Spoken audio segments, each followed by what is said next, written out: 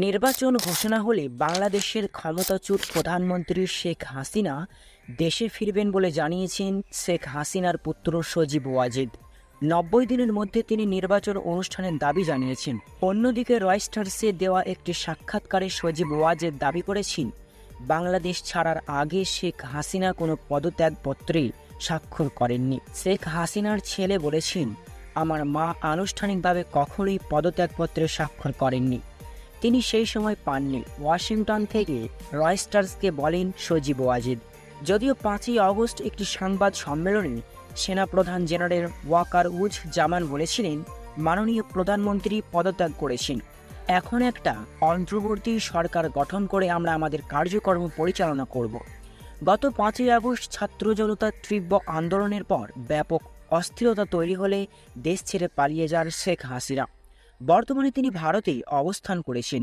বাংলাদেশের গণমাধ্যমগুলো বলছে, শেখ হাসিনার বিরুদ্ধে কয়েক সপ্তাহের বিক্ষোভে 500 জনেরও বেশি মানুষ নিহত হয়েছে, তাদের বেশিরভাগই মারা গেছেন পুলিশের গুলিতে। 1971 সালে বাংলাদেশের স্বাধীনতা যুদ্ধের পর থেকে সবচেয়ে ভয়াবহ, হাজার হাজার মানুষ আহত হয়েছে। শেখ হাসিনার ছেলে বলেন, অবশ্যই তিনি বাংলাদেশে ফিরবেন যখন অন্তর্বর্তীকালীন সরকার নির্বাচনের তারিখ ঘোষণা করা হবে।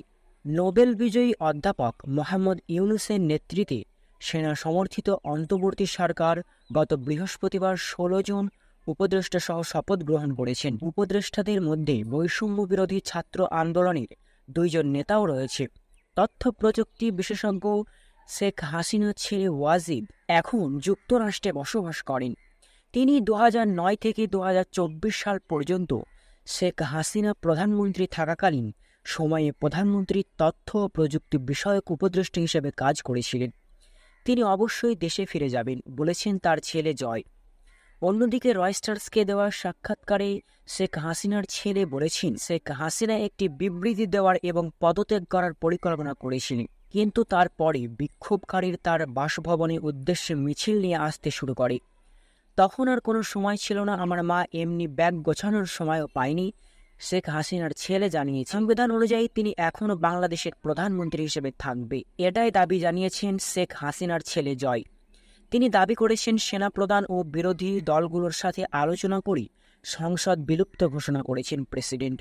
প্রধানমন্ত্রীর আনুষ্ঠানিক পদত্যাগ ছাড়া অন্তর্কালীন সরকার গঠন করাকে ভবিষ্যৎ আদালতে চ্যালেঞ্জ করা যেতে পারে বলে তিনি দাবি জানিয়েছেন শেখ হাসিনার ছেলে।